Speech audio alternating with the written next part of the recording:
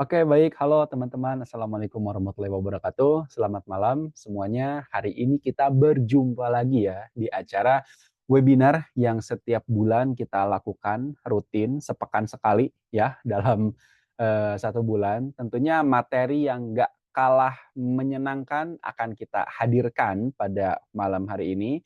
Setelah di pekan pertama di awal bulan lalu kita sudah membahas dan juga praktek tentang payroll.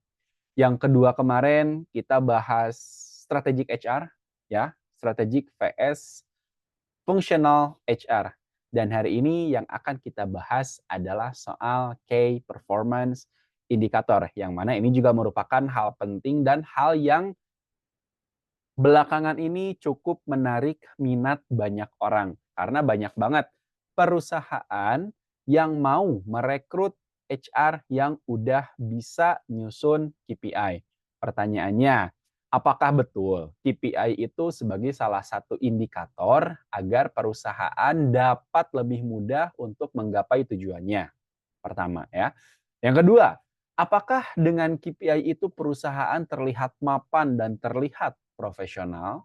Apakah benar itu? Ya, tentunya itu akan kita bahas pada malam hari ini, teman-teman. Ini baru sedikit yang masuk ya, biasanya nanti menjelang pertengahan, biasanya masih pada sholat ya, setelah pertengahan biasanya nanti agak banyak yang lumayan masuk. Yang masuknya lumayan banyak maksudnya ya. Ya, teman-teman. Oke, saya mau sapa-sapa dulu ya, teman-teman yang hadir pada malam hari ini. Sebentar. Nah,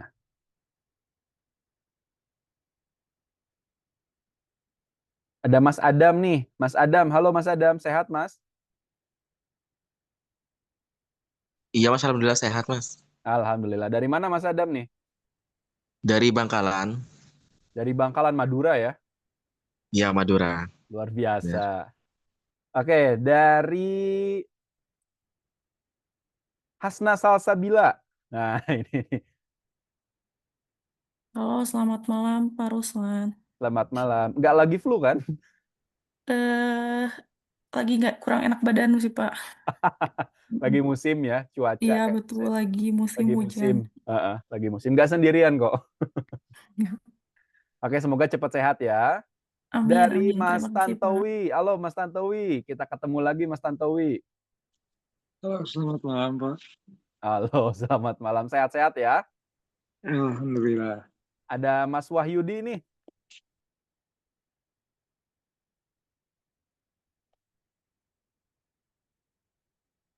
Ada Mas Yudhistira. Halo Mas Yudhistira. Halo, Pak Ruslan. Halo, Selamat malam. selamat malam. Dari mana Mas Yudhistira nih? Dari Surabaya.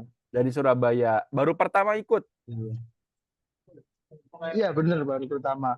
Nah, iya, soalnya baru ya. Oke, teman-teman.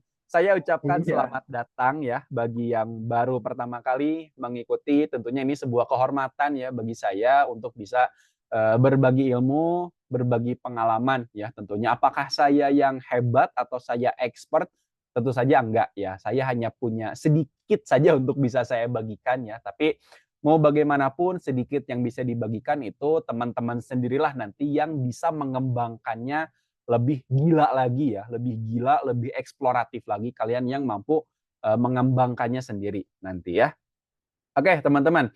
Sebelum itu saya juga mau memberikan informasi kepada kalian semua bahwa saya sudah menjanjikan ya untuk setiap webinar itu akan ada sertifikat dengan syarat teman-teman yang mengikuti webinarnya ini dari awal sampai akhir ya, dan di akhir nanti kita akan membagikan sebuah link ya, link itu link absensi. Jadi ini silahkan nanti teman-teman isi bagi yang membutuhkan sertifikat. Tapi kalaupun tidak membutuhkan sertifikat, tetap mengisi link tersebut ya untuk feedback atau untuk review teman-teman terhadap webinar ini. Tentunya juga saya perlu peningkatan ya untuk kedepannya.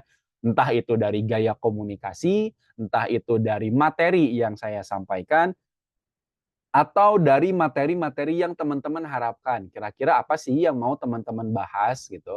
atau apa sih yang lagi mau teman-teman pelajari ya tentang HR, karena kita temanya juga HR webinar. Oke, baik teman-teman, kita masuk kepada sedikit materi ya, atau share screen yang akan saya sampaikan pada malam hari ini.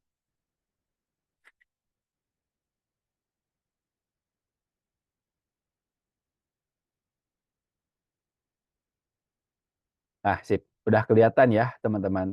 Jadi yang akan kita bahas pada malam hari ini adalah Key Performance Indicator. Tapi saya disclaimer dari awal bahwa yang mau saya sampaikan ini tidak deep dive, ya, tidak deep dive atau tidak mendalam. Jadi yang saya sampaikan di sini hanya permukaan saja, atau kalau bahasa kuliahnya itu pengantar ya, pengantar KPI, atau kalau bahasa Inggrisnya tuh introduction. Ini hanya pengenalan saja ya, basic-basicnya aja dari KPI itu seperti apa ya. Oke teman-teman, mungkin kalian pernah, bukan pernah deh ya, pastilah, pasti udah pernah kalau belanja di Shopee atau belanja di Tokopedia, di TikTok, di akhir itu pasti kalian akan memberikan rating terhadap produk yang kalian beli. Yang mana rating itu menunjukkan kepuasan kalian terhadap suatu produk ya, atau sesuatu yang kalian beli. Semakin besar rating yang diberikan, maka semakin puas. Nah, apakah ada kaitan KPI dengan itu? Lalu yang kedua, KPI juga sering disimbolkan sebagai speedometer ya, atau odometer. Kenapa? Karena ini berkaitan dengan performance. Key Performance Indicator, atau bahasa Indonesianya ada yang tahu? Biasanya kalau di ASN istilahnya apa? Boleh di kolom chat. Kalau kita kan familiarnya ya corporate atau perusahaan dengan Key Performance Indicator. Kalau ASN atau PNS apa tuh alat ukurnya? Ada yang tahu nggak? Boleh di kolom chat atau boleh di open mic ya.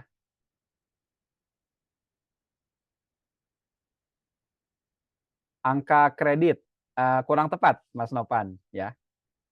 Yuk, yang lain ada yang tahu? Kalau bahasa mahasiswa sekarang, indikator keberhasilan. Indikator keberhasilan itu kayaknya ya bisa sih, bisa. Cuman kalau di ASN bukan ya. ASN atau PNS.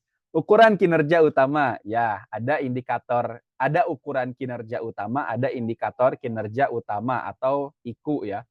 Silabus kalau di perkuliahan, ya bisa jadilah ya. Pada intinya, teman-teman, mau itu namanya KPI, mau itu namanya IKU ya, indikator kinerja utama, atau itu namanya apalah yang berkaitan dengan kinerja, itu pasti berkaitan dengan alat ukur. Jadi kinerja kalian atau performance kalian itu diukur ya.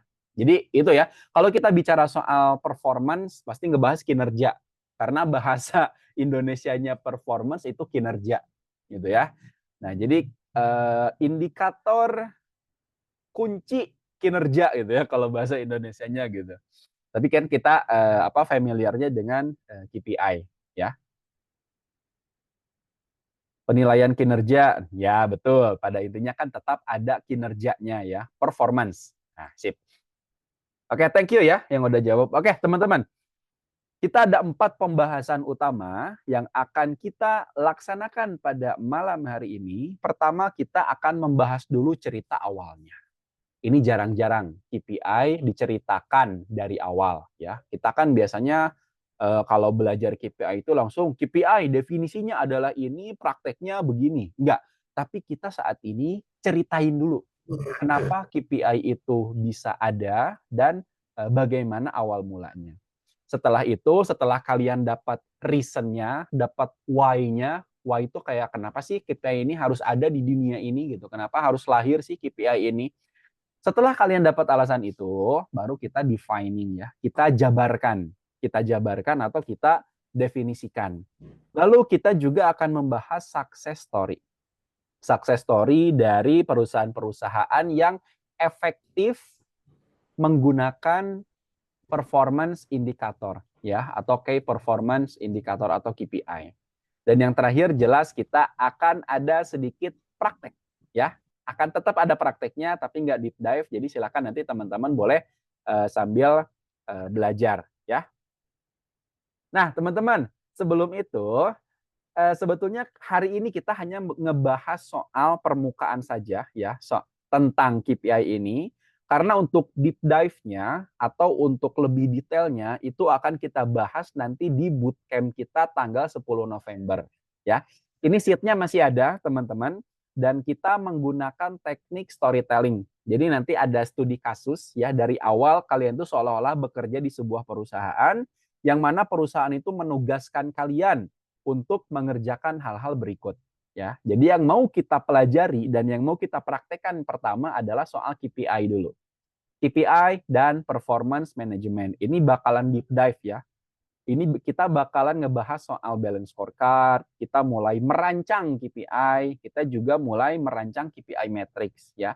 Lalu yang berikutnya kita juga akan merancang ya yang namanya compensation and benefit strategi. Kalau di bootcamp yang pertama lalu, kita ngebahas langsung ke praktek payroll. Nah, sekarang kita ngebahas bagaimana payroll itu dirumuskan agar dapat menjadi sesuatu yang menyenangkan bagi karyawan. Biasanya kan kalau payroll tuh ya udah tinggal gajian aja, bayar imbalan, ya udah hak dan kewajiban selesai. Enggak. Ya, jadi sebagai perusahaan seharusnya dia memiliki strategi di dalam compensation and benefit. Salah satunya adalah employee experience yang paling besar itu di sektor compensation and benefit ya. Kita juga akan belajar soal struktur skala upah, lalu ada tunjangan dan insentif yang kompetitif. Dan bagaimana combine for employee experience and engagement. Lalu yang berikutnya ada learning and development ya. Kalian akan ditugaskan untuk satu unit learning and development. Kalian akan ditugaskan untuk menyusun training need analysis ya. Jadi ketika karyawan mau dilatih itu kalian analisis dulu keperluannya. Apakah ini lebih dekat kepada tujuan perusahaan atau justru malah nggak ada kaitannya, nggak ada relevansinya ya. Lalu juga ada soal tentang menyusun kamus kompetensi. Nah, ini penting juga ya, kamus kompetensi. Jadi seseorang agar bisa naik level dari level 1 ke level sekian, skill-nya itu apa aja. Dan yang terakhir tentang learning and development itu teknis pelatihan dan pengembangan by basic project management. Nah, ini kan kalian sering ya kalau orang learning and development nih atau orang training bilang kita tuh rasanya kayak jadi IO.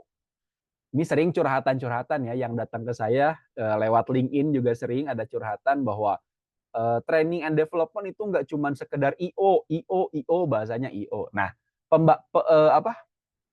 masalahnya adalah kenapa bisa sampai dikatakan sebagai seorang IO? Apakah ada tujuan yang tidak sampai atau hanya sebatas menyelenggarakan selesai ya udah KPI-nya tercapai gitu. Nah, kira-kira apa sih agar training and development juga tetap mendapatkan kepuasan, tidak hanya dianggap sebagai IO. Nah, kita harus menggunakan based on project management ya.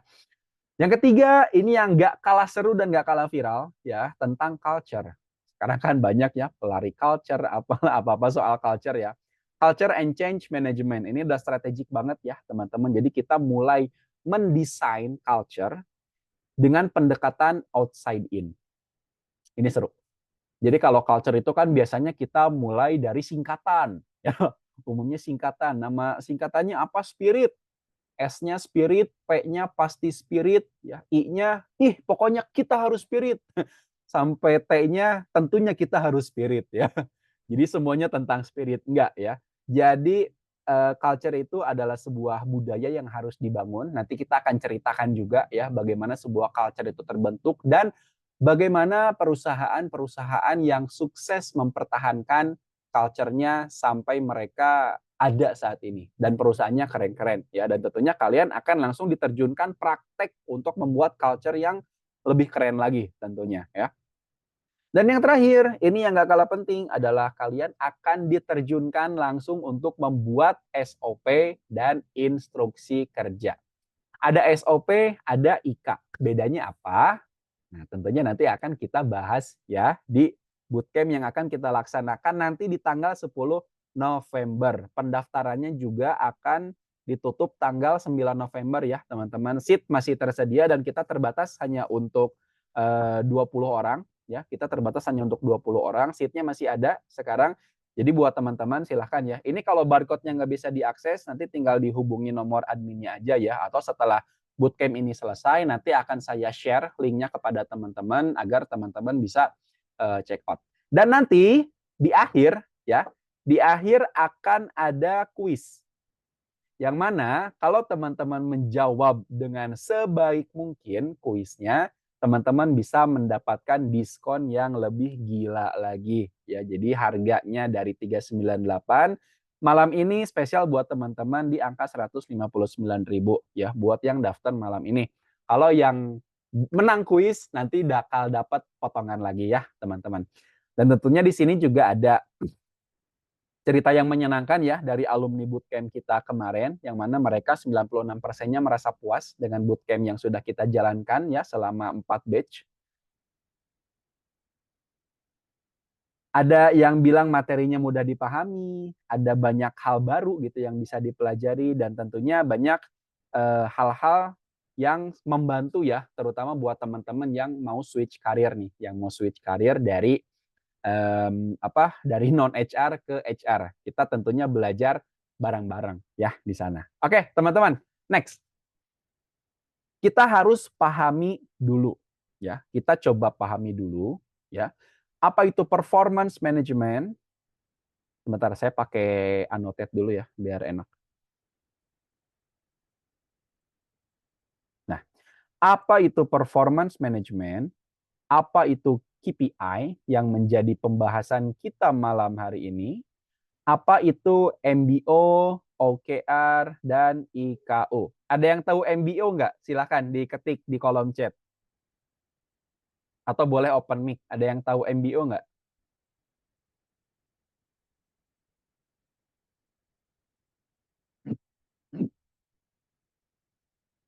Ada yang tahu?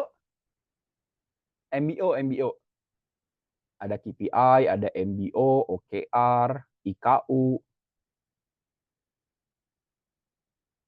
Gak ada yang tahu? Atau malu-malu jawabnya? Oke, teman-teman. Kita akan bahas ya. Jadi, nggak ngilang. Ntar dulu ya.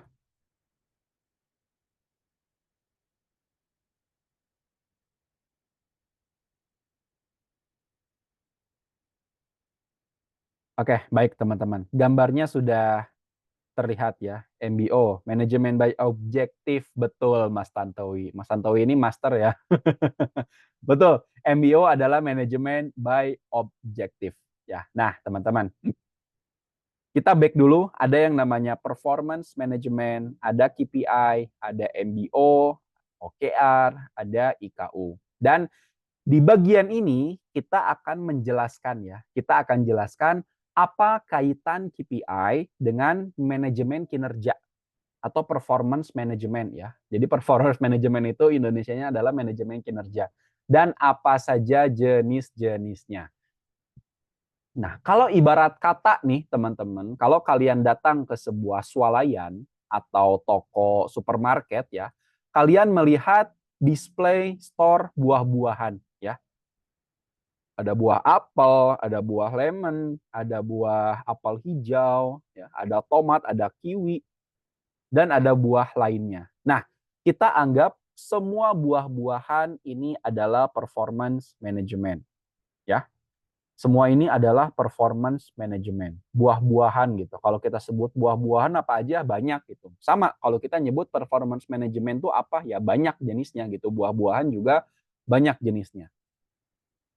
Nah, satu kotak ini yang disebut dengan KPI ya atau apel merah atau apel Fuji ya.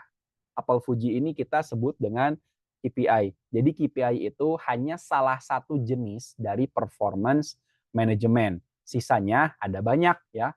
Ada OKR, ada MBO, ada IKU ya, indeks atau indikator ya, indikator kinerja utama ya, sorry kalau ASN tuh.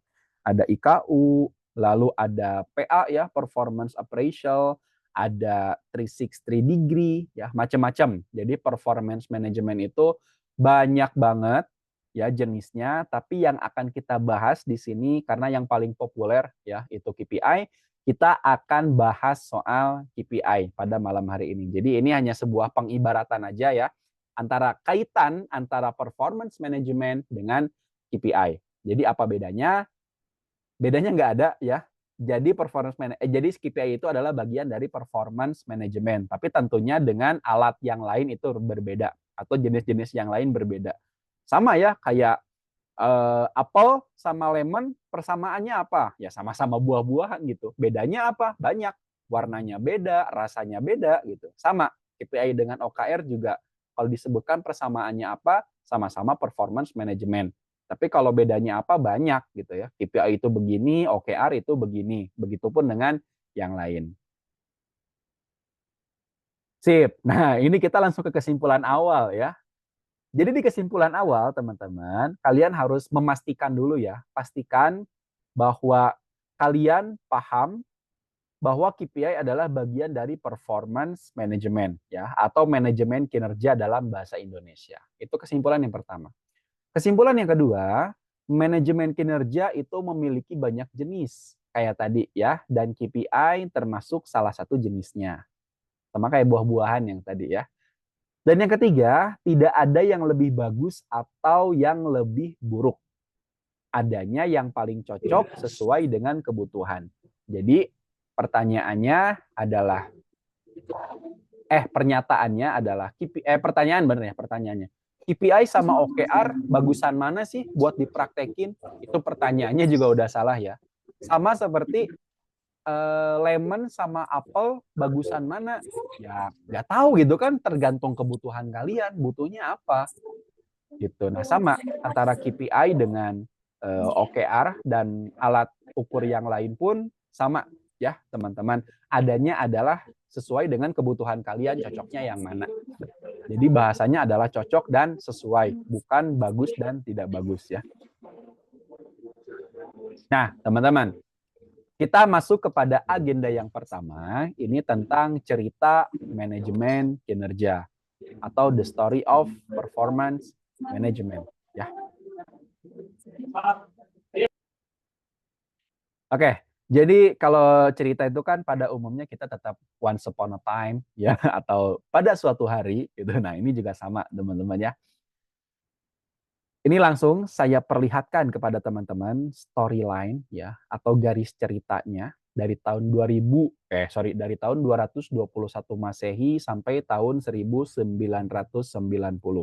Jadi ini adalah alur cerita tentang manajemen kinerja ya. Kenapa mereka ada dan untuk apa mereka ada sampai sekarang. Jadi kenapa sih harus ada performance management di dunia ini? Ternyata ini ya cerita yang paling populer di tahun 221 Masehi di Cina. Kaisar dinasti Wei ya menilai kinerja anggota keluarga mereka untuk keperluan suksesi kerajaan. Suksesi tahu ya, suksesi itu kalau bahasanya estafet kepemimpinan gitu. Suksesi itu. Jadi ketika si pemimpin atau si raja itu mau selesai masa jabatannya, entah dia udah sakit-sakitan, mau meninggal ya, atau semisalkan intinya hal lain ya yang membuat dia akan selesai dari tugasnya, dia harus mempersiapkan pemimpin yang baru, penerus tahta gitu. Nah, itu disebut suksesi ya atau succession management. Nah, itu dia mulai mengukur kinerja anggota keluarga mereka. Jadi mulai anak-anaknya itu semuanya diukur kinerjanya. Bagaimana hubungan mereka dengan masyarakat, bagaimana sentimen masyarakat terhadap mereka, itu semua diukur. Ya, itu dari tahun 221 Masehi. Ini loncatnya jauh ya, hampir 1600 tahun ya teman-teman. Karena ini sudah masuk ke zaman sedikit modern atau zaman revolusi industri pertama ya. Jadi pada tahun 1800 ada seorang pengusaha asal Skotlandia namanya Robert Owen. Nah, jadi Robert Owen itu dia mengamati kinerja pabrik kapasnya di Skotlandia dengan teknik silent monitor. Jadi karyawannya tetap bekerja ya, dia datang ke tempat kerjanya atau ke tempat operator gitu ya, tempat dia memproduksi kapas, sambil dia mengamati, dia mengukur bagaimana sih cara si karyawan itu memproses dari biji atau dari apa, dari tumbuhan ya, dari tumbuhan menjadi kapas itu bagaimana prosesnya. Mana yang harus di-cut prosesnya agar ini bisa lebih cepat dan lain sebagainya. Pada intinya dia mulai mengukur ya, mengukur kinerja sama mengukur performa dari perusahaan itu lewat orang-orangnya. Ya, itu tahun 1800. 120 tahun kemudian, nah ini mulai tahun 1920 terjadi pergeseran ya ke arah efisiensi dan efektivitas. Ada yang tahu nggak ini siapa? Ini adalah Frederick Winslow Taylor ya. Buat kalian yang kuliah manajemen atau kuliah administrasi pasti pernah setidaknya ya at least belajar tentang scientific management. Nah, dialah yang mengemukakan atau mencetuskan tentang scientific management ini ya, teman-teman. Apa scientific management? Scientific management itu adalah sebuah kalau secara definisi itu proses kerjasama dua orang atau lebih untuk mencapai tujuan tertentu. Tapi itu saja nggak cukup karena dia nambahin efektivitas dan efisiensi. Itu yang disebut dengan scientific management. Kalau kalian pernah nonton film foundernya McD itu, apa namanya? Judulnya saya lupa lagi ya. Dia tuh ketika produksi burger di dapurnya itu dihitung ya sampai di meter.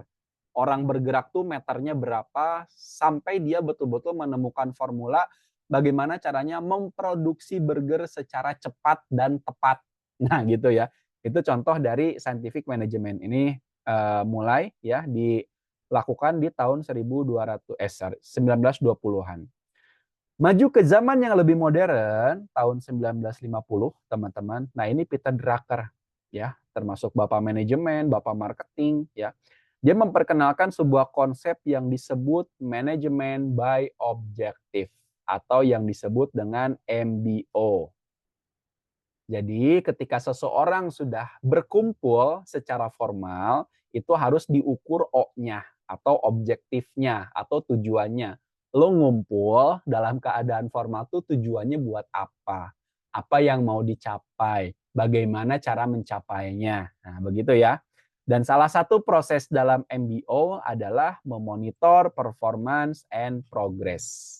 Jadi ketika MBO kan ada objektifnya. Nah, bagaimana cara perusahaan itu untuk mencapai dari objektif tersebut? Itu ada alat ukurnya. Ya, dan itu bisa dilakukan tahun 1950 lewat MBO ya teman-teman. Dan kita masuk kepada fase yang paling mutakhir. Nah ini. Fase paling mutakhir itu makin berkembang dengan didorong oleh teknologi. Ya. Dan berkembanglah dari situ KPI, OKR, dan BSC atau Balance Scorecard. Nah, umumnya KPI itu disupport oleh BSC atau Balance Scorecard. Ini kita udah bahas kemarin ya. Kita udah bahas di pekan kemarin tentang Balance Scorecard. Jadi perusahaan itu dilihat dari 4 perspektif. Yang paling atas itu perspektif keuangan, perspektif customer, perspektif internal proses, dan yang terakhir itu perspektif learn and growth. Nah, itu biasanya sekarang disandingkan dengan KPI ya, teman-teman. Termasuk yang mau kita bahas pada malam hari ini, KPI-nya adalah KPI bermazhabkan Balance Scorecard atau BSC ya. Nah, antara KPI dan OKR itu terdapat perbedaan cara pakai ya. Jadi sama-sama aja alat ukur tapi cara pakainya berbeda ya. Jadi ini cerita teman-teman ya. Tentunya mungkin ada yang kelewat ya dari cerita ini tentang bagaimana ternyata ada fun fact ya. Ada fakta yang mencengangkan bahwa OKR itu ditulis lebih dulu atau dicetuskan lebih dulu daripada KPI. Ya, jadi OKR itu sebetulnya klasik ya. Diciptakan atau ditulis tahun 1970 kalau nggak salah ya. Tapi dia dipopulerkan oleh Intel. Tahu kan Intel? Bukan Intel polisi ya atau tentara bukan. tapi Intel komputer, perusahaan komputer mungkin di laptop kalian juga pakai ya mesin Intel, Core i3 dan lain sebagainya. Itu yang bukan pertama kali, itu dia yang mempopulerkan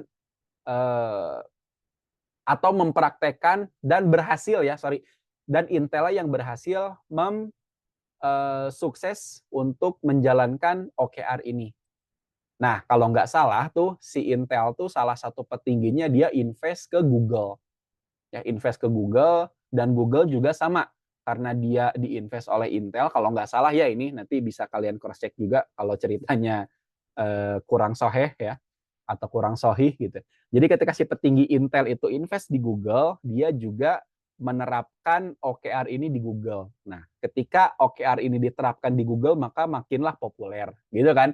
Jadi ketika kalian ditanya, kenapa kalian kenal OKR itu pasti karena Google, ya. Karena Google menggunakan sistem OKR, makanya si OKR ini jadi salah satu sistem alat ukur yang terkenal, ya. Itu karena Google, ya. Oh ya, kayaknya ada yang kelewat ya, teman-teman. Ini namanya David Norton dan Robert S. Kaplan. Dia yang mencetuskan ide tentang balance scorecard yang diterbitkan tahun 1990 oleh Harvard Business Review, ya, oleh HBR. Nah, cerita awal udah selesai ya? Udah paham? Atau udah ngerti? Ya. Nah, kalau udah ngerti, kalian sekarang masuk kepada proses defining. Kita masuk kepada proses defining atau definisi dari KPI. Oke, teman-teman. Jadi defining ini kita membandingkan ya secara ringkas antara KPI dengan OKR. Jadi kita persempit ya. Tadi kan jenis performance management itu banyak ya. Ada KPI, ada MBO, ada 360, ada performance appraisal, ada OKR. Nah, kita kerucutkan menjadi 2 saja ya untuk yang kita bahas pada malam hari ini, yaitu KPI dengan OKR. Kita mulai definisikan ya. Agar lebih mudah dipahami, teman-teman, kita lakukan perbandingan ya atau komparasi. Yang pertama antara KPI dengan OKR. Secara tujuan, KPI itu tujuannya untuk efektivitas dan efisiensi. Ya, ini KPI. Efektivitas dan efisiensi. Kita fokus ke yang putih dulu ya. Yang keduanya, KPI itu mengukur operasional sehari-hari atau business as usual. Kalau disingkatnya BAU ya atau BAU. BAU itu business as usual atau pekerjaan sehari-hari. Misalkan apa contoh pekerjaan sehari-hari? Kalau kalian bekerja sebagai seorang akuntan atau akunting di sebuah perusahaan, maka ya pekerjaan sehari-harinya apa? Ya mencatat transaksi gitu. Itu sehari-hari, nggak perlu ditarget pun karena pasti selesai pekerjaan hari itu. Jadi nggak perlu ditarget ya. Jadi targetnya bukan mencatat seluruh transaksi, bukan gitu ya. Yang ketiganya ada alat ukur angka-angka dan berorientasi pada hasil, bukan proses. Nah, kita tetap ambil contoh yang accounting tadi. Kalau misalkan seorang accounting diberikan KPI, kayak tadi ya KPI-nya, mencatat seluruh transaksi. Ini masih proses ya. Sedangkan tujuannya adalah hasil. Nah, gimana agar tujuannya itu kepada hasil? Ya, jadi bukan proses ya, teman-teman. Kalau kayak tadi ya, apa yang saya bilang tuh? Mencatat seluruh transaksi ya di hari ini itu adalah KPI kamu. Nah, itu bukan salah ya, kurang tepat. Nah, kalau mau apa KPI-nya? KPI-nya adalah 100%. Nah, 100% transaksi tercatat atau seluruh transaksi tercatat dengan zero mistake. Ya, jadi ada angkanya karena yang disebut KPI itu harus bisa dikuantifikasi. Makanya alat ukurnya ada angka-angka, ada persentase, ada perbandingan, ada rasio ya, ada angka PIS ya, PIS atau semisalkan unit macam-macam ya, teman-teman. Tapi pada intinya KPI itu harus dikuantifikasi. Ya, ini berdasarkan mazhab dari balance scorecard ya. Jadi harus dikuantifikasi. Berbeda dengan OKR. Nah, kalau OKR ini makin populer setelah Google dan Intel memakai performance tools ini. Ini yang udah kita bahas tadi ya. Yang keduanya, tujuannya adalah untuk mengejar tujuan yang ambisius. Nah, ini kita udah mulai komparasi.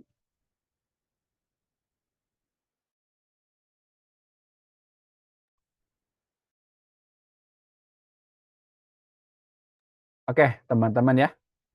Kalau OKR ini tujuannya adalah untuk yang ambisius, kalau KPI ini adalah untuk business as usual atau pekerjaan sehari-hari. Nah, bedanya apa? Ya contohnya tadi, accounting mencatat transaksi sehari-hari. Ini kan pekerjaan sehari-hari ya. Kalau semisalkan OKR, apa yang dia kerjakan, semisalkan seorang accounting itu punya project, projectnya disebut stock of name. Nih, stock of name harus selesainya kapan, lalu prosesnya apa aja, milestone-nya seperti apa. Nah, itu disebut OKR ya. Jadi base-nya on project management. Dan OKR ini akan mudah ditemui jika sistem kerja di perusahaan sudah memakai project management. Nah, jadi kalau kalian mau mempraktekkan OKR, itu semuanya harus based on project.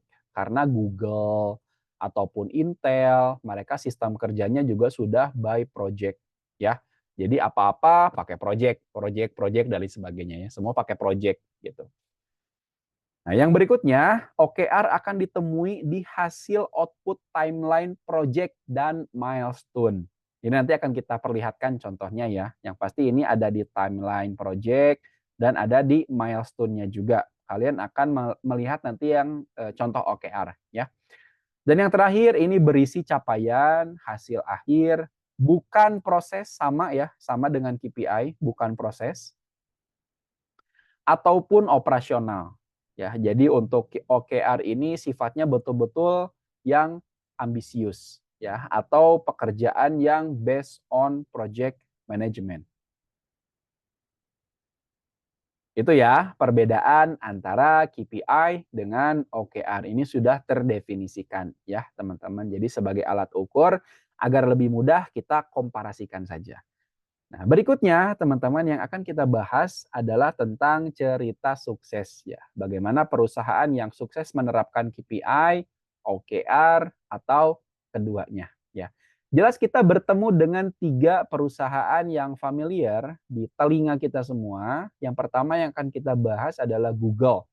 Bagaimana Google ini produknya banyak ya. Awal mula dulu Google sebagai apa ya namanya? Search engine, search engine ya, atau mesin pencarian informasi, blog, dan lain sebagainya itu semuanya ada di Google. Kita mau mencari apapun sampai dulu tahun 2010-an ya, zaman saya masih SMA kelas 1 itu udah populer namanya Mbah Google gitu, udah disebut Mbah ya, saking dia segala taunya gitu Google. Tapi sekarang Google semakin sini kan semakin gila juga ya. Dia udah terbaru bikin Gemini gitu ya, AI Gemini ya, Gemini atau Gemini. Tapi mereka nyebutnya Gemini gitu ya. Gemini dengan udah bisa create gambar dan video yang sempurna ya, teman-teman. Lalu mereka juga beradaptasi ke beberapa hal ya yang sifatnya itu developer khusus untuk orang-orang IT atau seorang software developer itu dimudahkan ya dengan adanya Google Gemini ini gitu. Dan Google juga banyak ya produknya yang kita nikmati. Salah satunya email, teman-teman, Gmail ya. Gmail, lalu apalagi YouTube. YouTube itu produk Google ya, masih satu grup. YouTube, lalu ada apa lagi? Google Maps ya. Itu adalah produk Google. Yang mana dari setiap mereka produksi YouTube, membuat Google Map, membuat project tentang AI, itu semua menggunakan sistem project management dan terukur nilai milestone-nya atau OKR-nya. Jadi secara step by step itu bisa terpantau ya. Ini cerita suksesnya ya tentang KPI dan juga OKR dari Google. Yang kedua ini SpaceX. Ini juga sama, perusahaan roket swasta milik orang terkaya saat ini ya, Elon Musk gitu. SpaceX itu kan value-nya atau capability-nya dia bisa menciptakan roket yang sudah terbang, lalu si bawahnya tuh nggak tahu bagian apa dia bisa turun lagi dan mendarat dengan sempurna. Itu kan value-nya ya. Apakah dia langsung berhasil? Tentu saja tidak. Dia harus mengulangi puluhan kali kegagalan ya. Dan tentunya setiap kekalahan itu atau setiap kegagalan itu ada iterasinya. Nah, ini beda ya. Ada iterasi, ada repetisi. Kalau repetisi, itu kalian nggak mendapat nilai perbaikan gitu ya. Jadi ketika kalian menendang bola, ya tendang bola aja, terus mau gol mau enggak terserah. Pokoknya kalian tendang terus sehari itu selama 10 kali. Itu namanya repetisi. Tapi kalau iterasi itu ada tujuannya. Tujuannya apa? Mencetak gol. Maka kalian menendang bola 10 kali, dari tendangan pertama sampai tendangan 10, itu harus ada perbaikan. Ya, dari 1 ke 2, 2 ke 3 itu harus ada perbaikan, harus ada evaluasi. Itu namanya iterasi, ya teman-teman. Nah, SpaceX ini dia menggunakan iterasi dan tentunya dia punya OKR juga, punya alat ukurnya juga ya, sehingga mereka bisa sukses. Salah satunya mereka kemarin ikut misi mendaratkan manusia juga ya ke Stasiun Luar Angkasa 1 ISS ya, International Space Station ya, bersama NASA. Kebayang NASA roketnya pakai roket swasta gitu kan, punya SpaceX. Dan yang terakhir tentu saja ini perusahaan Indonesia ya teman-teman, Gojek. Gojek juga karena dia menggunakan sistem project management ya. Setiap produk yang dia luncurkan itu pasti base-nya on project management ya. Karena kalau nggak salah Google juga merupakan salah satu investor dari Gojek ini, maka dia juga menggunakan salah satu sistem kerjanya by project atau menggunakan OKR ini. Ya teman-teman, ini 3 contoh perusahaan yang sukses menggunakan OKR atau alat kinerjanya secara efektif. Ya, tentunya masih banyak juga perusahaan yang menggunakan alat ukur kinerjanya, entah itu KPI atau OKR yang lebih sukses mungkin ya, yang lebih sukses. Tapi yang kita bahas hari ini hanya 3 aja. Nah, kita masuk kepada yang terakhir teman-teman. Kita masuk kepada practice. Nah, ini saya berikan contoh terlebih dahulu tentang KPI ya.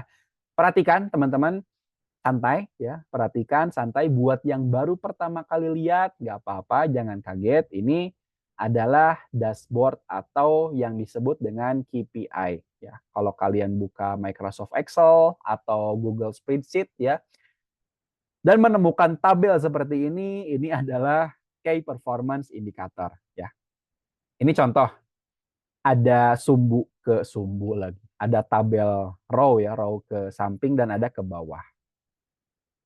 Yang pertama yang mau kita bahas adalah perspektifnya dulu. Ini kita ambil contoh dari divisi operasional. Jabatannya apa? Packer. Packer itu tukang packing ya. Kalau kalian bekerja di perusahaan skincare atau perusahaan toko buku ya, atau perusahaan hijab fashion, itu kan ada tukang packing tuh. Tiap dia terima resinya dikasihin ke orang gudang ngambil produk dikasihin ke packer buat di packing gitu ya, buat di packing, tempel resi, kirim ke kurir atau shipping ya. Nah, ini yang kita bahas adalah packernya gitu. Nah, packer juga tetap dinilai ya, 4 perspektif teman-teman. Finance, customer, internal process, dan learn and grow. Ini contohnya aja ya, untuk finance, customer, dan learn and growth-nya nggak kita isi, kita hanya isi dari internal prosesnya aja. Kira-kira untuk seorang packer, dia ada kontribusi nggak sih ke finance atau ke keuangan secara langsung ya? Ada nggak kira-kira? Seorang packer dia kontribusi langsung ke keuangan.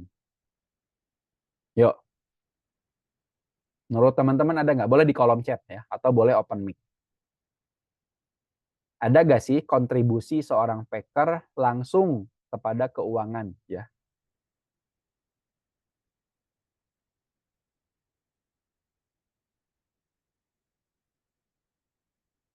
Hai guys, kita diskusi. Tidak ya, Nanda tidak. Oke, ada yang sependapat atau tidak sependapat dengan Nanda?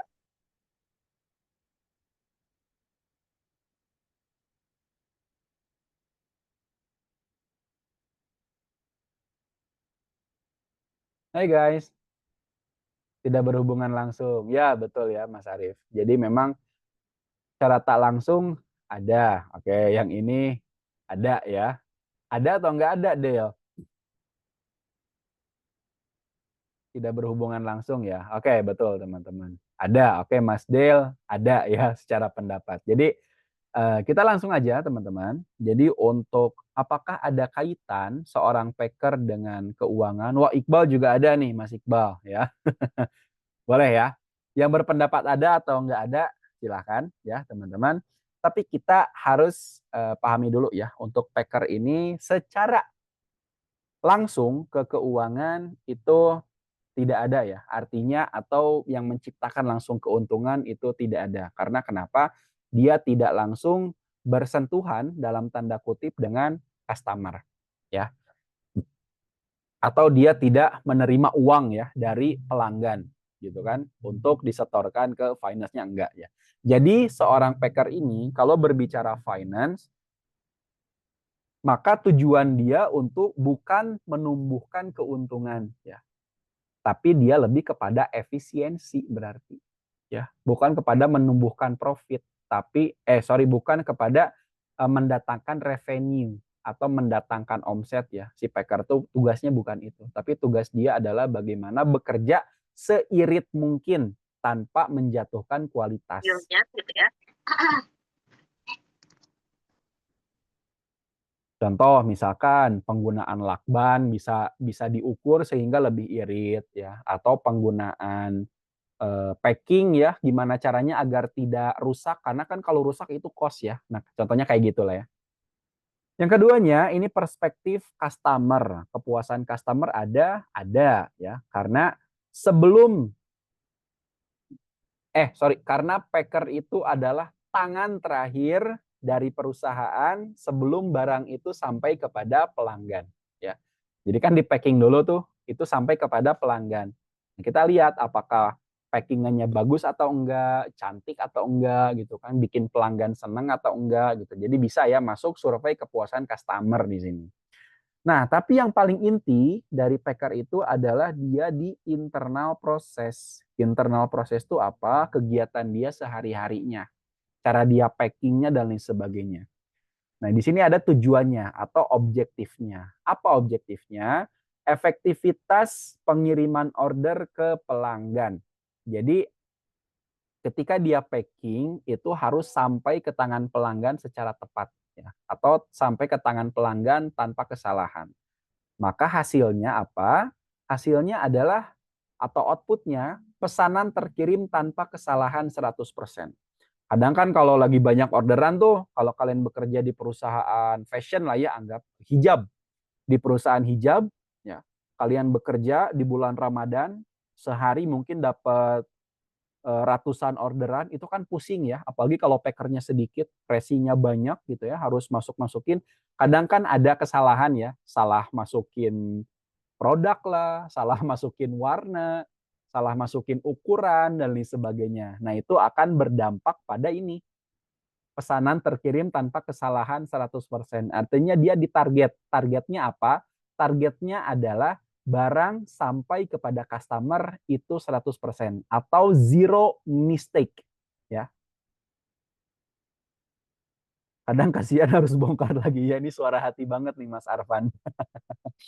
Ya, jadi betul ya teman-teman. Jadi ini KPI itu mengukur targetnya sehari-hari. Ini kan nge-packing tuh pekerjaan dia sehari-hari ya. Dan ini harus diukur tanpa kesalahan 100%. Dan ini bobotnya paling besar. Bobot ini menentukan prioritas ya. Semakin besar bobot artinya dia harus semakin fokus di bobot yang paling besar. Nah, di sini bobot yang paling besar adalah packing yang tadi. Harus zero mistake. Ya, harus 0 kesalahan. Jadi nggak boleh ada customer yang komplain karena salah produk, salah alamat, salah ukuran, salah warna, dan lain sebagainya, itu nggak boleh. Unit ukurnya apa? Unit ukurnya itu persentase dan targetnya 100%. Ya. Frekuensinya bulanan. Jadi setiap bulan tuh dievaluasi ya oleh manajernya. Oleh manajer operasional dievaluasi. Oh ini si siapa? Si Agus ibaratnya. Agus tugasnya sebagai packer bulan ini dia 100%. Ya, jadi dia achieve. Skornya berapa? Skornya sesuai bobot. Nah, jadi kalau bobotnya 50, maka skor maksimalnya juga 50. Tapi kalau semisalkan dia realisasinya itu ada 1 kesalahan atau 2 kesalahan, maka di sini realisasinya langsung 0. Secara formatnya begitu, karena targetnya 100%. Maka skor akhirnya berapa? Skor akhirnya 50. Ini setengahnya udah achieve nih, tinggal yang lain. Sama learn and growth apa? Learn and growth semisalkan dia setiap bulan itu dia mendatangkan 3 rekomendasi atau 2 rekomendasi agar pesanan ini bisa sampai ke tangan pelanggan lebih efektif dan lebih efisien dari hasil pembelajaran dia contohnya ya. Ini contoh KPI, guys. Ya. Got it? Udah dapat? Atau masih pusing? Kebetulan Mas Arman, aku kerja di Garmen. Ya. Untuk yang learn and growth lebih ke OP-nya. OP itu apa ya, Mas Fajar?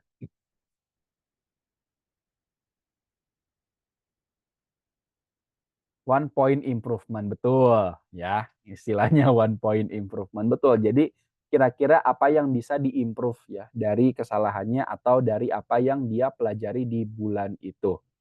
Nah, ini KPI-nya sama Mas Arifin hampir sama ya, sama di tempatku. Ya, karena umumnya KPI itu seperti ini. Kalian mau panggil konsultan mahal pun ibaratnya ya contohnya gitu. Pasti ngambilnya dari mazhab ini, mazhab yang terkenal ya, mazhab balance scorecard. Banyak sebetulnya mazhab KPI, ada 4DX dan lain sebagainya, itu bisa diadopsi. Yang pasti intinya ada kuantifikasi ya. Nah, ini disebut kuantifikasi, bobotnya, angka-angka lah, persentase, target ya, sama skor akhir. Ini KPI. Nah, sekarang kita masuk ke fase berikutnya yaitu OKR. Nah, ini yang disebut dengan OKR. Oke. OKR ini kita tadi kan ngebahasnya project management ya. Nah, kita hari ini ada studi kasus namanya project milestone ya. Kita nama projectnya apa? Ada project stop op name. Ini milestone projectnya. Semua ini adalah milestone projectnya ya. Nah, project membernya ini dia jabatannya stockkeeper ya, atau penjaga stok ya. Orang gudang nih, orang gudang. Ini kita mulai dari tanggal dulu. Tanggal 1 Oktober itu kita prosesnya apa? Kick off meeting dulu. Kick off meeting hasil akhirnya apa? Project charter clear, dipahami seluruh anggota project ya. Ini hasil akhir dari kick off meeting. Jadi ketika kick off meeting itu dilaksanakan, maka seluruh anggota meeting itu harus dipastikan paham tentang project charternya. Project charter atau bahasa ininya itu apa ya?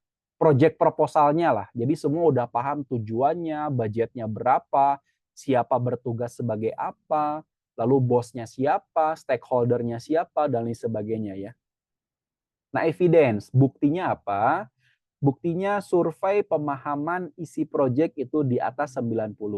Jadi ketika selesai kick off meeting, si pemimpin ya atau si project leader itu dia membagikan survei pemahaman isi project kepada karyawan. Jadi karyawan atau si project member nanti yang menilai. Project member yang lain nanti menilai pemahaman mereka terhadap kick off meeting tadi. Dia paham atau enggak tentang apa yang dibahas di kick off tadi. Nah, yang disebut evidence inilah dan hasil akhir inilah OKR atau Objective Key Result. Karena apa? Karena setiap proses itu kan ini ya, tanggal, prosesnya atau kegiatannya apa aja itu harus ada hasil akhirnya. Dan hasil akhir itu harus berupa evidence atau bukti. Ini OKR. Ya. Lanjut, setelah kick off meeting selesai, tanggal 2 sampai 15 Oktober, kita langsung proses pelaksanaan stock of name. Proses, ya. Ini nggak diukur, karena yang diukur itu hasil akhirnya. Sampai tanggal 15 Oktober. Artinya apa? Artinya di tanggal 15 Oktober, semua SKU atau barang, ya, itu harus terhitung 100%. Ini OKR. Buktinya apa? Ini bisa dibuktikan dengan dokumen pelaksanaan checklist yang terlampir. Ini kepotong ya. Jadi ada dokumen yang disertakan dan semua harus terhitung 100% di tanggal 15 deadline-nya ya. Ini OKR-nya. Lalu yang ketiga itu tanggal 15 sampai 20. 5 hari ini prosesnya apa? Ada revisi dan investigasi selisih. Jadi kan ini skor terhitung 100%, tapi 100% ini kan kita belum tahu ada yang salahkah atau ada yang bahasanya apa ya, geclok warna gitu kan. Yang harusnya warna peach disebutnya warna pink. Ada yang harusnya warna taro, di sini warna ungu, macam-macam lah dan lain sebagainya. Jadi warna-warna flawless tuh yang mirip-mirip biasanya sering selisih warna atau selisih stok atau lupa historinya nggak kecatat dan lain sebagainya. Nah, ini di tanggal 15 sampai tanggal 20 ya dikerjainnya. Nah, hasil akhirnya apa? Hasil akhirnya itu harus berupa dokumen temuan dan kronologis. Jadi ketika ada selisih itu harus dijelaskan dokumen temuannya. Harus dibuatkan dokumen temuannya ya, ditelusuri, diinvestigasi dan kronologinya. Kenapa barang ini bisa sampai hilang? Evidence-nya pun sama ya karena udah berupa dokumen. Sampai yang terakhir, sampai tanggal 25 Oktober, ya, prosesnya apa? Kita report dan readjust stok di seluruh platform. Misalkan ini contohnya platform marketplace ya, bisa Tokopedia, bisa TikTok, bisa Shopee ya, teman-teman semuanya di readjust stoknya sesuai dengan perhitungan dan hasil revisi. Outputnya apa atau hasilnya apa? Hasilnya stock balance dan akurat 100%. Jadi kalau di gudangnya barang itu ada 100, maka di marketplace harus ada 100 gitu. Atau sebaliknya ya, ketika di marketplace itu ada 100, maka di gudang pun barang fisiknya harus ada 100. Evidence-nya apa? Harus ada dokumen laporan pelaksanaan project. Nah, dua inilah yang disebut dengan OKR ya, teman-teman.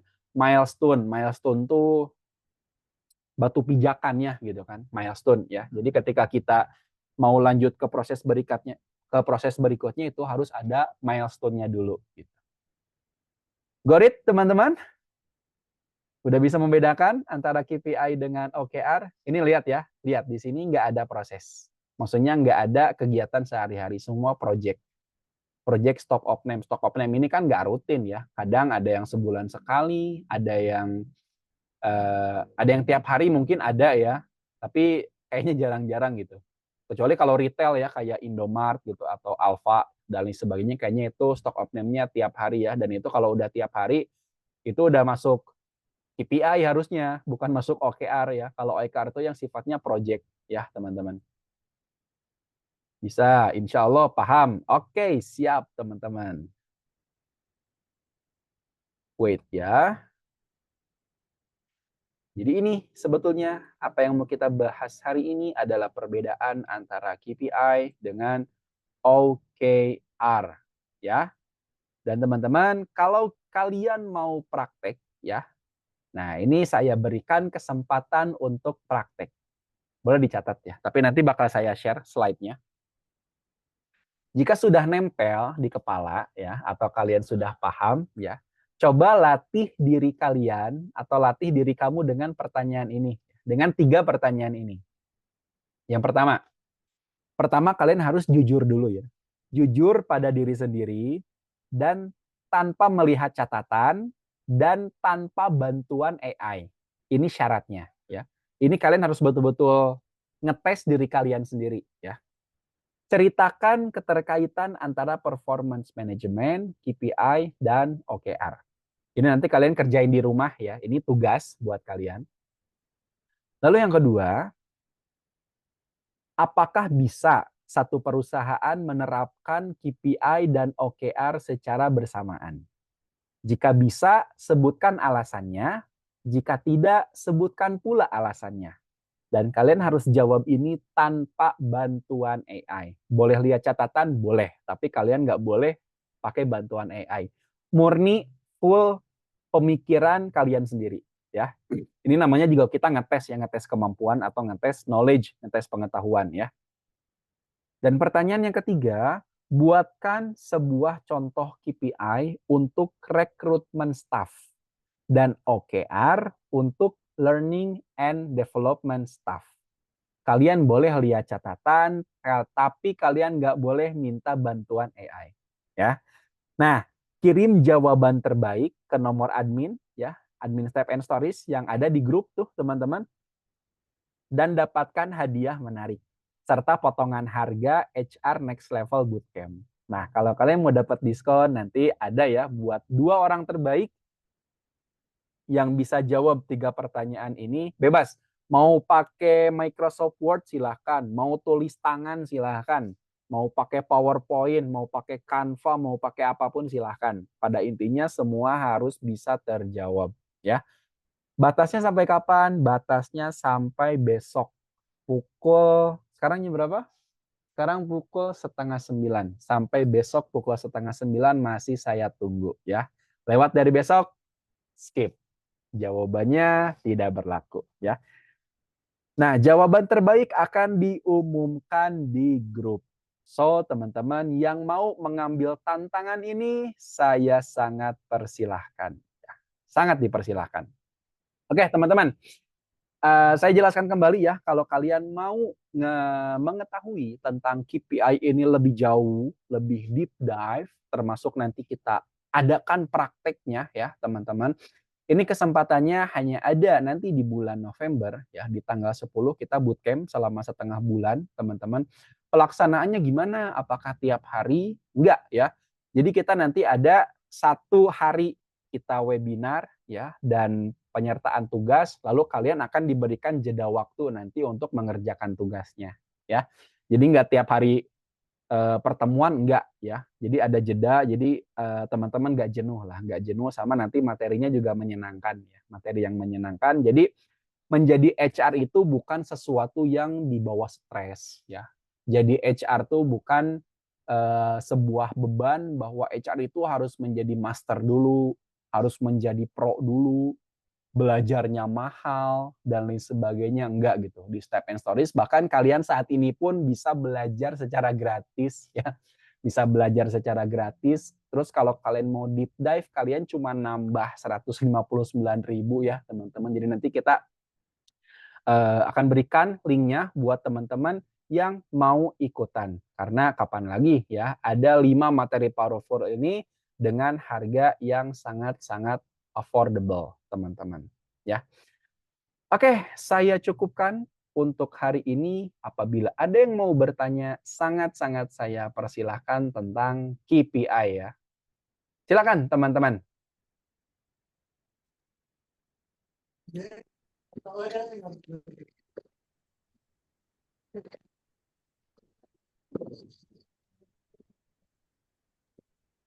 Malam Pak Ruslan, Malam. Dari siapa ini? Suparmo Redentu Saing atau SR Saing. Oh, oke, Mas. Bang Saing aja saya panggilnya ya. Ya siap Pak Ruslan. Dari mana Bang Saing, di mana nih? Saya aslinya Medan, cuman tinggalnya domisili sementara di Palembang. Oh, di Palembang ya. Oke. Mm. Boleh silakan Bang Saing. Izin Pak Ruslan, artinya apakah KPI ini adalah bagian dari sub yang lebih rinci terkait job desk-nya kita ya? Itu aja sih sebenarnya. Ya. Apa atau itu memang yang dipecah-pecah sedemikian rupa lebih skup yang lebih kecil lagi gitu kan. Tapi kalau kata Pak Ruslan tadi milestone-nya atau pijakannya itu dari job desk kita Betul. terhadap jabatan apa yang kita embat sekarang. Hmm, Begitu kira-kira Pak Ruslan. Terima ya. kasih. Sama-sama. Oke, Bang Saing. Jadi kita kayaknya tadi saya ada yang kelewat ya, teman-teman. Seharusnya kita pelajari proses di mana KPI ini ditempatkan. Jadi ada urutannya. Bagaimana dari visi misi itu terjun kepada bisnis model, dari bisnis model ke bisnis proses, dari bisnis proses itu ke struktur organisasi ya. Dari struktur organisasi itu ke job desk, dari job desk itu ke KPI ya. Tapi ini ada beragam versi ya. Ada KPI untuk menciptakan job desk, ada job desk untuk menciptakan KPI gitu. Jadi bisa dibulak-balik ya, tergantung kebutuhan. Untuk perusahaan besar ya atau perusahaan yang sudah mapan Bang Saing ya, itu biasanya KPI based on job desk ya. Jadi dilihat dulu job desk-nya apa, maka KPI yang dibuat itu tidak boleh jauh atau tidak boleh keluar dari job desk yang tertera. Tapi untuk perusahaan yang anggap saja UMKM yang baru memulai atau baru start ya atau startup, itu boleh dia ambil KPI dulu. Dia ciptain dulu si bosnya mau si A ini ngerjain apa. Setelah itu dapat poin, baru poin itu dituangkan ke dalam job desk. Jadi bisa bolak-balik semuanya tergantung kepada kebutuhan. Tapi apabila ada job desk-nya, maka itu lebih bagus ya. Karena job desk itu kan lebih memberikan ruang lingkup ya, memberikan ruang lingkup atau memberikan batasan tentang pekerjaan apa yang harus dia kerjakan sehari-hari. Ini dekat dengan pekerjaan operasional dan mengerjakan operasional itu alat ukurnya adalah dengan KPI. Gitu Bang Saing ya. Sedangkan kalau kita berbicara milestone yang tadi, milestone itu kaitannya dengan OKR gitu. Jadi kalau OKR itu milestone-nya yaitu tidak itu justru tidak jarang berkaitan dengan job desk kalau OKR karena sifatnya udah by project. Misalkan, tapi kalau project management itu didasarkan pada kemampuan atau kompetensi si project membernya. Contoh, saya orang IT nih. Saya orang IT, secara deskripsi pekerjaan saya ya saya harus bisa coding atau semisalkan saya harus menerima atau mengerjakan orderan dari pihak internal gitu. Misalkan manajer marketing minta dibuatkan dashboard pelaporan, maka saya sebagai orang IT saya ngebuat itu gitu atau saya yang merancang itu. Nah, maka saya dibebankan project itu berdasarkan bidang kemampuan saya. Secara job desk bahkan lebih banyak di skip gitu. Itu based on project management. Makanya saya dalam hal ini ya teman-teman, dalam hal ini juga saya masih belajar ya sebetulnya masih belajar tentang pertanyaan ini. Saya masih belajar tentang pertanyaan ini. Apakah job desk masih relevan di era modern sekarang atau enggak? Itu pertanyaan yang sedang saya pelajari dan saya belum mendapatkan jawabannya. Karena kalau saya tanya ke AI, saya udah beberapa kali tanya ke AI ya tentang hal ini, tapi jawaban versi AI gitu, belum kepada jawaban yang betul-betul ilmiah gitu. Ada hasil penelitian di luar negeri dan lain sebagainya. Tapi kalau ngelihat success story yang tadi ya, success story seperti Google, Gojek, SpaceX, mereka project itu base-nya on kompetensi. Kalau orang IT ya dia ditempatkan atau dia diberikan project yang berkaitan dengan IT ya. Atau dia seorang fisikawan ya di SpaceX, maka dia akan dibebankan project atau milestone atau OKR yang relevan dengan kompetensi dia sebagai seorang fisikawan. Gitu ya. Kadang job desk-nya tidak diperhatikan gitu. Umumnya ya, bahkan job desk itu kan adanya di project charter nanti. Di project charter itu akan dijelaskan dia sebagai seorang fisikawan tugasnya apa aja. Nah, justru di situ job desk-nya. Jadi karet banget gitu ya. Jadi nggak job desk yang gitu ya, dia kontrak kerja ini job desk kamu itu job desk operasional namanya atau job desk sehari-hari. Tapi kalau project kadang dia punya tugas tersendiri yang berbeda dengan tugasnya sehari-hari. Gitu Bang Saing. Agak pusing nggak Bang? Siap. Makasih Pak Ruslan. Oke. Berarti kesimpulannya nih bisa jadi berdekatan KPI dengan OKR ini, Pak Ruslan. Betul, secara kesimpulannya berdekatan dan bisa disandingkan dengan job desk, bisa juga tidak ya. Semua tergantung kepada kebutuhan. Jadi bukan berarti kalau mau buat KPI itu harus ada job desk, nggak harus selalu ya. Buat perusahaan yang memang belum punya job desk. Tapi kalau perusahaan yang sudah punya job desk, alangkah baiknya biar lebih sesuai dan tidak menimbulkan pro kontra, ya mending dibuat sesuai ruang lingkup job desk-nya aja. Gitu, Bang Saing ya. Siap. Terima kasih Pak Ruslan. Sama-sama Bang Saing, kalau kurang puas mungkin nanti bisa belajar di bootcamp ya, atau nanti cari jawaban yang lain ya, bisa lewat AI atau apa dan lain sebagainya. Oke, udah ada 3 orang yang raise hand, tapi saya jawab dulu dari Davina ya. Dari Davina ini untuk pemateri bootcamp-nya apakah masih Pak Ruslan? Iya ya, jadi masih saya nanti yang bakalan ngisi ya teman-teman. Karena saya juga sekarang masih mencari partner ya, mencari partner teman-teman untuk kita bisa berkolaborasi ya. Mungkin nanti bisa di antara teman-teman mungkin yang bisa ngisi ya, tentunya nanti harus melalui tahap seleksi dulu. Oke. Oke, yang udah raise hand ada Puput, silakan Kak Puput. Halo, malam Pak Ruslan. Salam kenal, aku Puput dari Depok. Halo Puput. Mau tanya Pak Ruslan, sejujurnya aku masih baru bekerja ya, jadi belum sampai setahun. Dan ada dari atasanku tuh nyuruh untuk isi KPI. Nah, sejujurnya dari aku sendiri tuh masih bingung untuk pengisian KPI tersebut. Kalau dari segi job desk, KPI-nya tuh lebih ke arah ke job desk sebetulnya. Nah, untuk pengisiannya itu tuh kayak kita harus isi sendiri karyawan. Nah, aku tuh bingung untuk, ya kalau aku yang ngisi kan aku bagus-bagusin ya untuk performa dan lain-lainnya.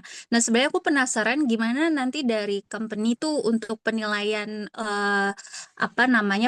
performance-nya dari jawaban KPI yang kita masukkan seperti itu sih. Mohon arahannya ya Pak Ruslan ya. Maaf pertanyaannya receh. Makasih Enggak. Pak Ruslan. Ini pertanyaan yang bagus ya, Puput, dan saya juga luput untuk memberikan materi ini. Jadi ada analogi ya. Ada yang menganggap KPI ini sebagai sebuah rapot. Ya. Ada yang menganggap KPI ini sebagai sebuah rapot, ada rankingnya. Ada ranking dan dia bisa menjustifikasi ini orang pintar atau orang bodoh. Ya. Itu contoh yang pertama, bukan contoh, ini anggapan yang pertama. Yang kedua, KPI ini dianggap sebagai seorang dokter. Dia bisa mendiagnosa, lalu dia juga bisa memeriksa, dan setelah itu keluarlah resep ya agar dia bisa sembuh. Kita harus pakai yang mana nih? KPI sebagai rapot atau KPI sebagai dokter? Ya. Bagusnya kita untuk pertama kali menerapkan KPI, saya sarankan untuk menganggap KPI ini sebagai dokter ya, yang mendiagnosa, yang memberikan resep pengobatan. Contoh, kalau semisalkan Puput bekerja sebagai seorang HR dan diberikan lembaran KPI kayak yang tadi ya, entah itu diisi secara online ataupun offline, itu tetap kamu harus isi, tapi based on data. Pak Ruslan, tapi saya datanya belum punya. Itu udah menjadi sebuah masalah. Ya, sakitnya tuh itu gitu.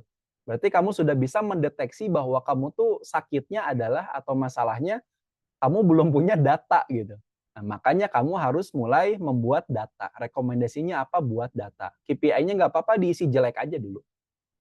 Karena secara real saya nggak tahu misalkan kamu bekerja sebagai rekrutmen staff ya, lalu KPI kamu adalah interview 100% kandidat ya yang terdaftar gitu. Sedangkan yang terdaftar itu ada 10, kamu hanya menginterview 9 orang. Artinya kan cuma 90% yang tercapai ya, sedangkan targetnya 100%. Nah, tapi kamu kadang lupa, aduh hari ini saya nginterview berapa orang ya, tadi lupa dan lain sebagainya gitu. Nah, pada intinya berarti kamu belum punya sistem yang proper buat melacak apakah kamu hari ini interview 10 orang atau interview 9 orang. Artinya masalahnya bukan di kamu tercapai atau enggak. Karena datanya belum ada, maka kamu selesaikan dulu dengan urusan data. Ya, jadi anggap dulu KPI itu sebagai dokter. Ya. Nah, yang keduanya, setelah semisalkan kamu sudah selesai dengan seluruh rasa sakit tadi ya, atau seluruh masalahnya itu sudah bisa terpecahkan, barulah kita bisa KPI itu dilakukan secara efektif ya, karena datanya udah ada, datanya udah lengkap, source-nya gitu atau sumber datanya udah tersedia. Gitu, Puput. Kalau yang terkait rapot itu berarti gimana, Pak? Itu di akhir ya. Di Hmm. akhir kadang KPI itu dijadikan sebagai tolok ukur kamu dapat bonus atau enggak, kamu naik gajinya berapa persen tahun ini gitu. Itu dari akumulasi skor. Itu yang disebut dengan rapot. Semakin tinggi nilai, maka kesempatan bonusnya semakin besar. Yang keduanya persentase kenaikan gajinya pun bisa lebih besar. Ya, tapi dengan syarat kamu harus selesai dulu dengan rasa sakit yang tadi, ya. Diagnosanya itu harus jelas dulu. Bagaimana? Jadi jangan sampai ini emang penyakitnya gitu ya. Kalau pertama kali nih perusahaan menerapkan KPI atau pertama kali karyawan diberikan KPI, pasti departemennya atau unit kerjanya itu mau menjadi yang paling bagus. Gak jarang mereka memanipulasi dan itu lumrah. Maka dari itu HR hadir untuk membantu ya. HR itu hadir untuk mengevaluasi. HR hadir untuk mendiagnosa sama memberikan menanyakan dulu kepada dia gitu kan. Kita juga kadang sebagai seorang HR harus bertanya juga kepada unit bisnis yang lain. Contoh ke orang produksi atau ke orang site ya atau ke orang marketing, kesulitannya apa bro gitu, kesulitannya apa dari marketing dari KPI yang lu jalanin gitu. Oh gini kesulitannya begini kita alat ukurnya belum ada. Oh ya berarti kita bantu bukan dibagus-bagusin nilainya, tapi kita bantu agar dia bisa mendapatkan nilai. Sekarang gimana dia mau bisa mendapatkan nilai, alat ukurnya aja belum ada gitu. Contoh orang marketing atau orang sosmed ya. Orang sosmed itu di salah satu KPI-nya dia harus punya traffic 100.000 ke media sosial kunjungan gitu kan. Kunjungan atau traffic 100.000 kunjungan ke media sosial. Gimana cara ngukurnya? Mungkin ada dashboard analitik. Tapi kalau semisalkan dashboard analitiknya tidak tersedia bagaimana cara mengukurnya? Atau semisalkan ketika event itu dia harus ada KPI 1.000 kunjungan ke stand booth dia gitu. Gimana cara ngukurnya tuh? Nah, berarti kan dari situ kita harus berpikir dulu sebelum ke angka hasil akhir KPI, kita harus selesai dulu dengan proses itu. Proses bagaimana cara agar nilai itu keluar. Berarti kita harus bantu tim marketing untuk membuat alat ukur orang-orang datang ke stand booth itu dalam 1 hari atau dalam 1 malam itu berapa orang. Setelah itu selesai, baru kita bantu dia isikan KPI-nya. Gitu Put, ya. Jadi KPI sebagai dokter. Tapi kalau KPI sebagai rapot, itu kalau semua sistemnya udah clear. Kalau perusahaan mapan tuh kayak gitu ya. Perusahaan mapan pasti semua sistemnya udah clear. Dia udah nggak berbicara lagi soal proses ya. Maksudnya, dia udah nggak berbicara lagi soal sistem. Sistemnya pasti dia upgrade terus ya. Upgrade terus, perbaikan terus. Karena ada orang khusus yang ngurusnya, tapi kan beda kalau perusahaan kecil ya. Perusahaan kecil kadang sedikit orang yang ngurus, bahkan dia harus bergelut dengan sebagai dokter gitu kan mendiagnosa penyakitnya apa atau rasa sakitnya apa. Jadi gitu kalau sebagai rapot bisa digunakan sebagai alat justifikasi ya untuk mendapatkan bonus, benefit dan lain sebagainya dan yang keduanya bisa dijadikan tolak ukur untuk kenaikan gaji. Gitu Put. Oke, jelas banget. Makasih Pak Ruslan. Oke, sama-sama Put. Dari Kang Arif, silakan Kang Arif.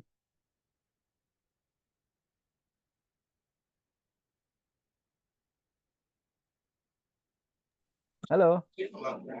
Kang Arif, saya ya Mas? Iya, Arifin Ghazali. Sorry. Oh iya, maaf. Oke, Mas. Kang Arif Mas Arif ya? Dari mana yang lupa saya? Dari Purwokerto, Mas. Purwokerto ya, sorry.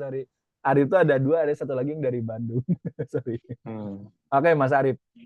Oke, Mas. Sebenarnya ada 2 pertanyaan ya, Mas. Cuman singkatnya aja adalah saat ini kan perusahaannya aku emang sudah menjalankan yang namanya KPI ya, terutama untuk tim sales. Untuk mengejar target dan juga menjadi acuan apakah karyawan ini berhak mendapatkan bonus atau enggak. Nah, kira-kira apa nih Mas? Acuannya tuh apa ketika perusahaan emang sudah mumpuni untuk mengganti KPI menjadi OKR? Apakah dari forecast atau dari manajemennya atau gimana itu Mas? Pertama. Kedua, apakah tim support memang perlu adanya KPI atau enggak? Itu sih aja. Oke. Yang pertama ya, apakah tolak ukurnya mungkin ya, tolak ukur perusahaan itu bisa menerapkan KPI dan OKR. Sebetulnya ini kalau disebutkan tingkat kemapanan itu tidak ada ya, Mas. Bahkan kalau anggap aja, maaf ya, tukang bakso keliling sendiri pun gitu ya, tukang bakso keliling pun dia bisa menerapkan KPI untuk dirinya sendiri ya. Contoh semisalkan hari ini harus terjual itu bukan KPI ya. Kalau KPI itu barang sampai ke bukan barang ya. Bakso yang atau 100% customer itu puas tanpa menyampaikan komplain gitu ya. Itu kan artinya. Jadi kalau seluruh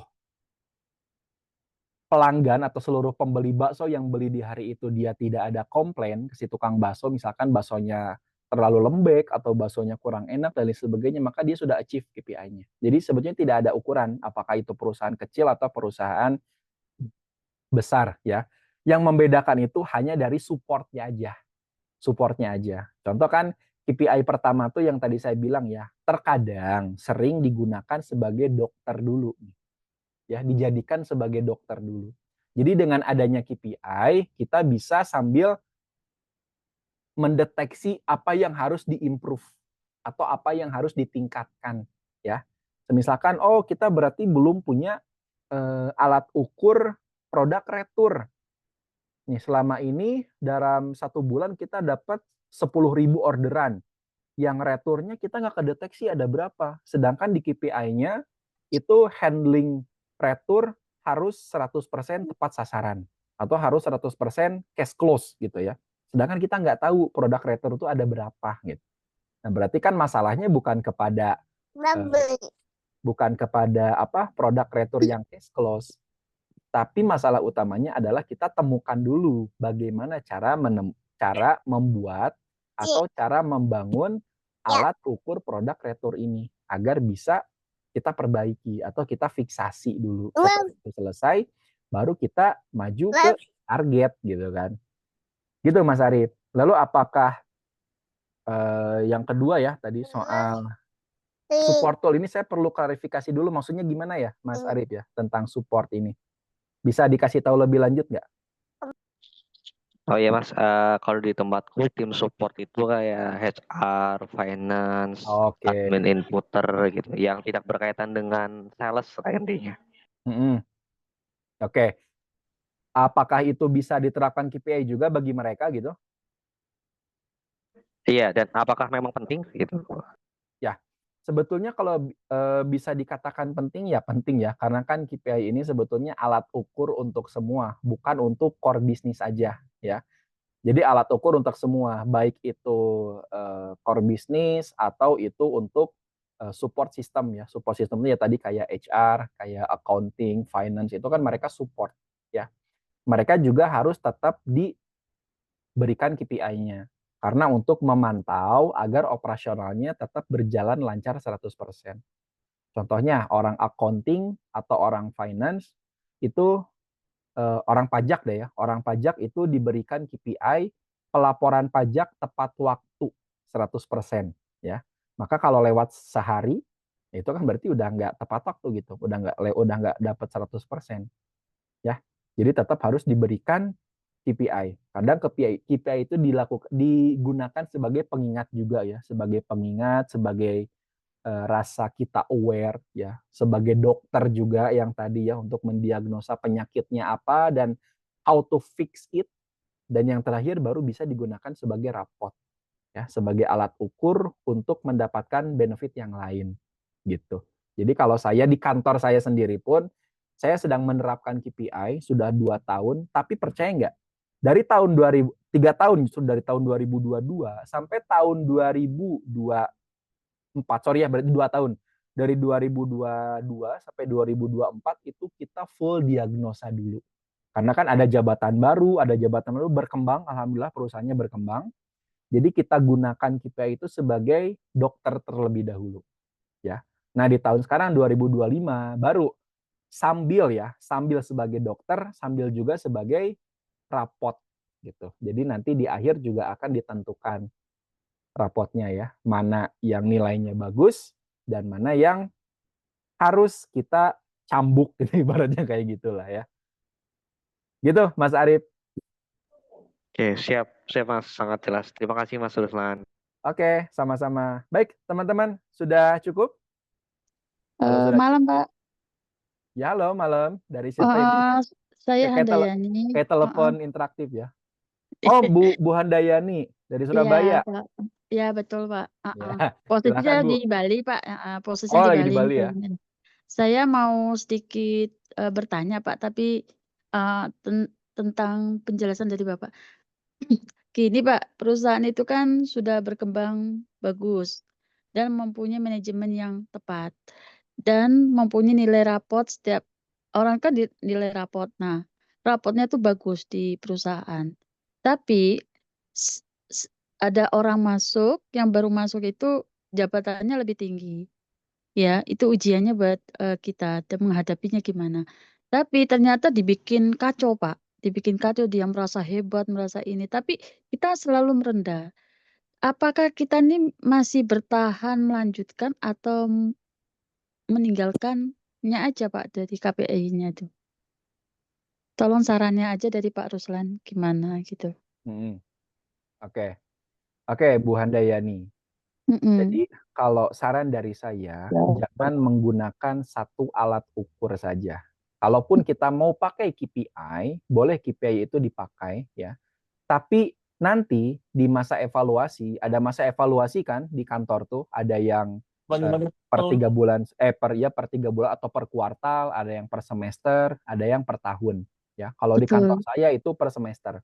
Jadi per semester seluruh karyawan itu saling menilai. Dia menilai dirinya sendiri, dia menilai atasannya, dia juga menilai teman-temannya, peer to peer ya, atau orang yang bekerja sama atau berkoordinasi langsung dengan dia itu dia nilai.